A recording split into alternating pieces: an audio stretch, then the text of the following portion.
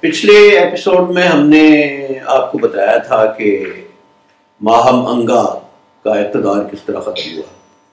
اب ہم آگے چلتے ہیں، اور آگے چلنے سے پہلے میں آپ کو یاد دلاؤں کہ آپ اس چینل کو سبسکرائب کر دیں، اور اگر کوئی آپ کو بٹن نظر آ رہا ہے تو وہ دبا دیجیے۔ ماہم انگا کے وفات کے بعد یہ جو اکبر کا ابتدائی عہد تھا، یا میں پھر دہراتا چلوں کہ یہ 5.5 سال جو تھے، 4 سال بیرم خان نے حکومت کی اکبر کے نام پر، اس کے طرف سے، اس کے بہاف پر، اور 1.5 سال ماہم انگا نے حکومت کی۔ اب اکبر 20 سال کا ہو چکا تھا، تو اب اس نے زمام اقتدار براہ راست سنبھال لی۔ اور یہاں ایک واقعہ پیش آیا کہ اجمیر گیا وہ سلام کرنے کے لیے، درگاہ پر حاضری دینے کے لیے، تو راستے میں امبر کا راجا تھا۔ امبر کے راجا نے اسے اپنی بیٹی شادی کے لیے پیش کی، اور اکبر نے شادی کی اس سے۔ یہ شادیاں پہلے سلاطین کے زمانے میں بھی ہوتی تھیں۔ اکبر نے پہلی دفعہ نہیں شادی کی تھی کسی ہندو راجا کے بیٹی سے۔ فرق صرف یہ تھا کہ اکبر نے امبر کی بیٹی کو مذہب تبدیل کرنے پر مجبور نہیں کیا، اور وہ اپنے ہندو مذہب پر ہی قائم رہی۔ محل میں اس نے اپنا مندر بھی بنایا، پوجا پاٹ بھی کرتی تھی۔ اب جب اکبر نے خود براہ راست اقتدار سنبھالا، تو کچھ عرصے کے بعد اس نے اپنا فتوحات کا سلسلہ شروع کیا۔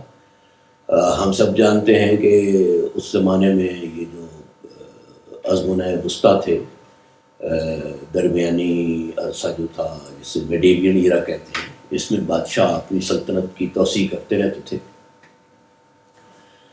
تو اکبر نے جب اقتدار سنبھالا ہے، تو اس وقت اس کی سلطنت کا جو رقبہ تھا، تو 45-50 سال کے بعد جب اس کا اقتدار ختم ہوا، تو یہ رقبہ 3 گنا بڑھ چکا تھا۔ اب اس نے میواڑ پر چڑھائی کی، یعنی راجستھان کا یہ علاقہ تھا، اور اس کی اہمیت 2 لحاظ سے تھی۔ ایک تو اس کی اہمیت یہ تھی کہ میواڑ کے جو راجپوت تھے، وہ ہندوستان کے تمام راجپوتوں کی کریم تھے، اور ان کا ایک خاص مقام تھا۔ جتنے بھی راجپوت تھے وہ انہیں اپنا سردار مانتے تھے۔ اور دوسری وجہ اکبر کی چڑھائی کی میواڑ پر، میواڑ کا جغرافیائی محل وقوع تھا۔ یہ گجرات اور اکبر کی سلطنت کے درمیان تھا، اس لیے اسے فتح کرنا ضروری تھا۔ اگر یہ میواڑ نہ فتح کرتا تو اکبر کی جو جنوبی سرحد تھی وہ ہمیشہ غیر محفوظ رہنا تھی۔ اب میواڑ کا جو راجا تھا اس کا نام اودے سنگھ تھا، اور یہ رانا سانگا کا بیٹا تھا۔ آپ کو یاد ہوگا کہ رانا سانگا راجپوتوں کا وہ سردار تھا جس نے بابر کے ساتھ لڑائی کی تھی۔ جب پانی پت کی پہلی لڑائی میں ابراہیم لودھی کو شکست دے کر بابر نے اپنی سلطنت کا آغاز کیا، تو اس کے بعد رانا سانگا نے تمام ہندوستانیوں کو، مسلمانوں کو بھی، افغانوں کو بھی اور ہندوؤں کو ساتھ ملا کر مقابلہ کیا تھا، لیکن شکست کھائی تھی۔ تو اسی کا بیٹا تھا یہ، اس کا نام اودے سنگھ تھا۔ اور آپ اس وقت یہ سمجھیں کہ اس وقت ہندوستان کے جتنے بھی راجپوت تھے، ان کا یہ ایک لحاظ سے سردار تھا، اور سینٹر آف اٹینشن بھی تھا۔ تو اودے سنگھ نے اکبر کو للکارا نہیں تھا، اور یہ ایک حادثہ سمجھ لیں یا اتفاق سمجھ لیں، یا یہ ہو سکتا ہے کہ یہ اکبر کی سوچی سمجھی پالیسی تھی۔ رواج یہ تھا کہ جو ماتحت ریاستیں ہوتی تھیں، ان کے راجا ذاتی طور پر آ کر دربار میں حاضری دیتے تھے، لیکن یہ جو تھا اودے سنگھ، اس نے چونکہ اس کا خاص مقام تھا راجپوتوں میں، تو اس نے اس سے انکار کر دیا۔ اس نے کہا کہ میں ذاتی طور پر اکبر کے دربار میں حاضری نہیں دوں گا، یہ جو میرے راجپوتوں کی شان ہے یا غیرت ہے، اس کے خلاف ہے۔ اور دوسرا اس نے یہ اس کا تھا شرط سمجھے، یا اس کا ایک لحاظ سے مظاہرہ تھا اپنے رویے کا، کہ میں کوئی مغلوں کو کوئی اپنی بیٹی یا بہن شادی کے لیے نہیں دوں گا۔ اب یہ دونوں شرطیں ایسی نہیں تھیں کہ اس سے کوئی فوری طور پر خطرہ ہوتا یا لڑائی ہوتی، کیونکہ اودے سنگھ کا ایک بیٹا جو تھا سکت سنگھ، اس کا نام کچھ شکتی سنگھ بھی لکھتے ہیں، وہ اکبر کے دربار میں تھا، کچھ کہتے ہیں کہ وہ ناراض تھا باپ سے۔ بہرحال اسے ایک دن اکبر نے آدھا مذاق اور آدھی سنجیدگی سے کہا کہ بھئی سارے جو راجے ہیں ہمارے ماتحت، جو راجواڑے ہیں یا جو نواب ہیں وہ تو حاضری دیتے ہیں، لیکن تمہارا باپ حاضری نہیں دیتا، تو کیوں نہ ہم اسے تھوڑا سا سبق سکھائیں یا اس پر حملہ کریں۔ اب یہ کوئی اتنا بہت زیادہ سنجیدہ وارننگ نہیں تھی، لیکن جو بیٹا تھا اس کا سکت سنگھ وہ ڈر گیا اور رات کو وہ فرار ہو گیا، اور اس نے جا کر اپنے باپ کو اطلاع دے دی کہ اکبر نے اس ارادے کا اظہار کیا ہے۔ اکبر اس سے بہت ناراض ہوا کہ وہ بغیر اجازت کے چلا گیا ہے، چنانچہ اس نے حملہ کر دیا اور بہت تیزی کے ساتھ پہنچا میواڑ میں، اور اس کا جو صدر مقام تھا اودے سنگھ کی سلطنت کا، اس کا نام چتوڑ تھا۔ چتوڑ کا یہ قلعہ مشہور ہے، اس سے پہلے علاؤالدین خلجی نے بھی اس کو فتح کیا تھا، پھر شیر شاہ سوری نے بھی فتح کیا تھا۔ محل وقوع اس کا بڑا اونچا تھا پہاڑ پر، اور اس کو فتح کرنا آسان نہیں تھا۔ اودے سنگھ نے یہ کیا کہ اس نے اپنے امراء کے اور دیگر راجپوتوں کے مشورے سے خود وہاں سے نکل گیا، تاکہ اگر وہ کام آ گیا تو پھر ایک بہت بڑا جو نشان ہے، ایک جو مرکزیت ہے راجپوتوں کی، وہ متاثر ہو جائے گی۔ وہ چلا گیا اور پہاڑوں میں جا کر جنگلوں میں چھپ گیا، اور وہیں اس نے ایک اودے پور کا نیا شہر بسایا جو آج بھی راجستھان میں ہے، اور پیچھے اس کا ایک رائے مل تھا کمانڈر، اس کو چتوڑ کی سونپ گیا ہو کہ تم ریزسٹ کرو، مغلوں کے محاصرے کا مقابلہ کرو۔ اب چتوڑ کی جو تھا قلعہ، اس کی دیواروں تک پہنچنا اس لیے مشکل تھا کہ وہ ہائٹ پر تھا، اور جو بھی سپاہ یا جو بھی فوج اس کی طرف بڑھتی وہ چتوڑ کے راجپوتوں کے، چتوڑ کی فوج کے زد پر تھی، تیروں کے لحاظ سے یا اور کوئی آتشی ہتھیار جو بھی تھے۔ تو اس کا حل اکبر نے یہ نکالا کہ اس نے سرنگیں بنائی، بہت اونچی سرنگیں اور بہت لمبی سرنگیں، کئی فٹ اونچی کنکریٹ کی دیواریں تھیں، اور اس کے اوپر تختے یا پھٹے تھے، اور اس کے اوپر جانوروں کی، بیلوں کی، بھینسوں کی، گایوں کی کھالیں تھیں، اور یہ زگ زیگ کر کے یہ سرنگیں جاتی تھی قلعے کی دیوار تک۔ تو ان سے ہو کر فوج جو تھی وہ حملہ کرتی تھی دیواروں پر۔ 5000 مزدور یا لوگ بیگار کے جو تھے وہ روزانہ کام کرتے تھے ان سرنگوں کی تعمیر پر، اور 100 آدمی روز کیجولٹی ہوتی تھی، مر جاتے تھے، اگرچہ ان کو پروٹیکٹ کرنے کے لیے فوج بھی تھی وہاں، اور ان کو ڈھالیں بھی دی جاتی تھیں کھالوں سے بنی ہوئی۔ بہرحال مقابلہ ہوتا رہا، محاصرہ، انہوں نے ہتھیار نہ ڈالے، اور ایک دن قلعے کی دیوار میں جو شگاف تھا اس میں سے اکبر نے دیکھا کہ ایک شخصیت ہے بارو با اثر، وہ کمانڈ کر رہی ہے، اور جو مرمت کا کام ہے قلعے کا وہ اس کی سپرین کر رہی ہے۔ تو اس نے اپنی بندوق لے کے نشانہ باندھا، اکبر نشانچی تو تھا، اور وہ مر گیا وہاں پر شخص، اور وہ وہی کمانڈر تھا جے مل، جس کو چتوڑ کا دفاع سونپ کر اودے سنگھ خود چلا گیا تھا۔ چنانچہ اس کے کمانڈر کے مرنے کے بعد افراتفری مچی، دست بدست لڑائی ہوئی، ہر راجپوتوں نے ہر گلی میں مقابلہ کیا، ہر گھر میں مقابلہ کیا، اور جب انہوں نے دیکھا کہ اب فتح کی کوئی امید نہیں ہے تو انہوں نے جوہر کی رسم ادا کی۔ یہ جوہر کی رسم راجپوتوں میں بہت شروع سے رائج ہے، اور یہ راجپوتوں ہی کا اختصاص ہے، انہی کی خاصیت ہے۔ وہ اس میں انہوں نے یہ کیا کہ جب اپنے عورتوں اور بچوں کو تہہ دیگ کر دیا مار کر، اس کے بعد پھر وہ لڑنے کے لیے نکلے۔ وہ ہتھیار نہیں ڈالتے تھے، مر جاتے تھے لڑتے ہوئے، لیکن مرتے ہوئے کئی کو مار کے جاتے تھے۔ تو تو جوہر کی رسم انہوں نے ادا کی، اور کالپی ایک جگہ ہے، وہاں کے 1000 کچھ مرسنریز کہہ دیں یا انہوں نے سپاہی بھرتی کیے ہوئے تھے کرائے کے، انہوں نے اکبر کے ساتھ یہ چال چلی کہ اپنے بچوں اور بیویوں کو قیدیوں کی طرح آگے باندھا اور یہ شو کیا کہ وہ مغل ہیں اور یہ تحریر ہانک کر باہر لے جا رہے ہیں، لیکن وہ ان کے اپنے بیوی بچے اور اپنے خاندان تھے، چنانچہ ان کو لے کر وہ فرار ہو گئے۔ اکبر کو اس پر بہت غصہ آیا، اس نے پھر قتل عام کا حکم دیا، بہت سے راجپوت مارے گئے اور میواڑ پر قبضہ ہو گیا۔ لیکن جو بیٹا تھا اس کے بعد اودے سنگھ جب مر گیا وہیں باہر، وہ واپس کبھی نہ آیا، اس کا جو بیٹا تھا پرتاپ سنگھ، اس کے بعد وہ بادشاہ بنا، اس نے بھی اکبر کی اطاعت قبول نہیں کی، اکبر نے پھر میواڑ پر چڑھائی کی، پرتاپ سنگھ بھی چلا گیا اور میواڑ پر تو قبضہ کر لیا علاقے پر اکبر نے، لیکن راجپوت جو تھے وہ ہمیشہ سر اٹھاتے رہے، انہوں نے اطاعت قبول نہیں کی اور اس کو 40-50 سال لگے۔ پھر پرتاپ سنگھ کا جو بیٹا تھا امر سنگھ، اس نے اکبر کے پورے زمانے کو چھوڑ کر جہانگیر کے زمانے میں مغلوں کی اطاعت قبول کی۔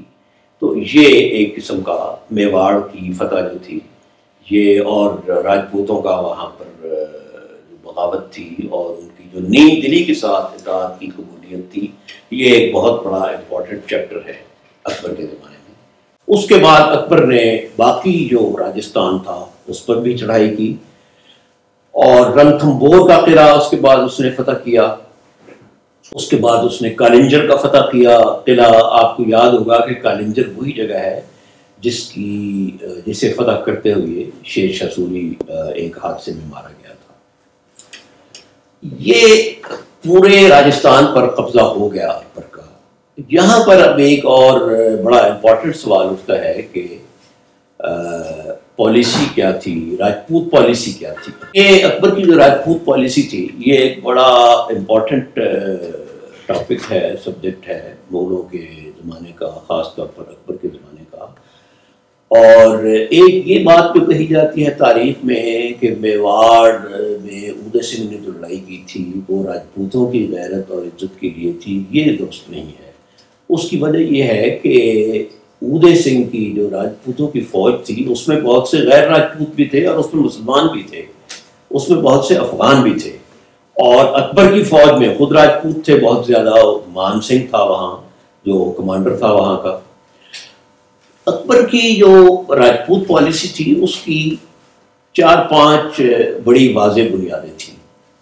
ایک تو یہ تھی، اس کو ہم انگریزی میں کیرٹ اینڈ سٹک پالیسی کہتے ہیں، کہ سختی بھی کرو اور اس کے بعد ریوارڈ بھی دو۔ اور اکبر کا سٹائل اور اس سے پہلے بھی بادشاہوں کا اور مغلوں کا یہی سٹائل تھا کہ جتنی زیادہ مدافعت ہوتی تھی، کوئی جتنا زیادہ مقابلہ کرتا تھا اس کو اتنی ہی سزا ملتی تھی۔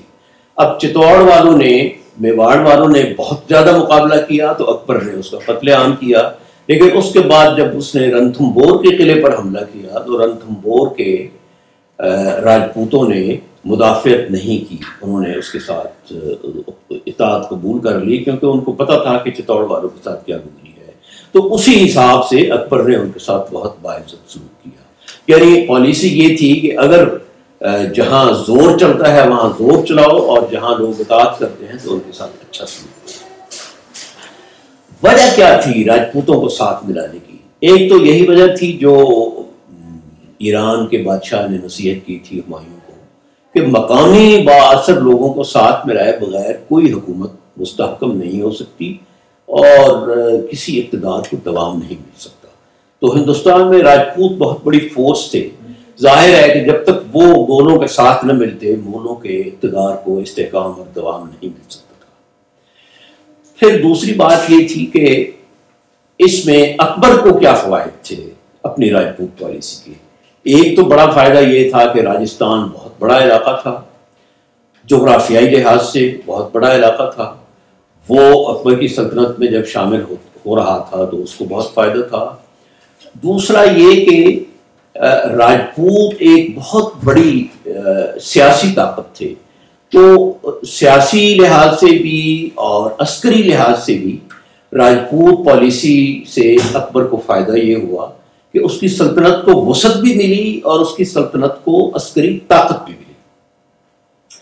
پھر آپ کو پتہ ہے کہ مذہب کے معاملے میں اکبر بہت آپ فراخ دل کہہ لیں یا آزاد منش کہہ لیں، تو آہستہ آہستہ کٹر مسلمان اس سے دور ہو رہے تھے، تو ان کی کمی کو پورا کرنے کے لیے بھی اس نے راجپوتوں کو اپنے ساتھ ملانا ضروری سمجھا۔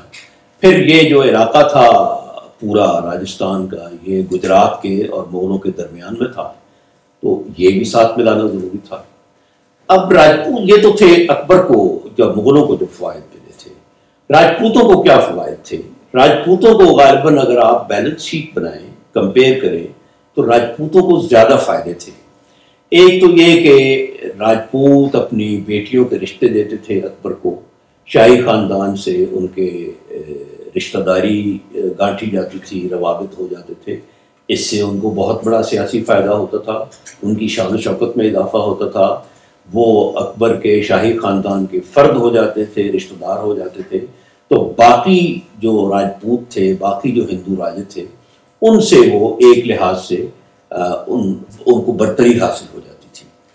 دوسرا فائدہ یہ تھا کہ وہ راجپوتانے سے یا راجستھان سے نکل کر جب اکبر کے ساتھ انہوں نے الائنس کیا، اتحاد کیا، اس کی اطاعت قبول کی، تو ہندوستان کے باقی علاقے بھی ان کے لیے کھل گئے۔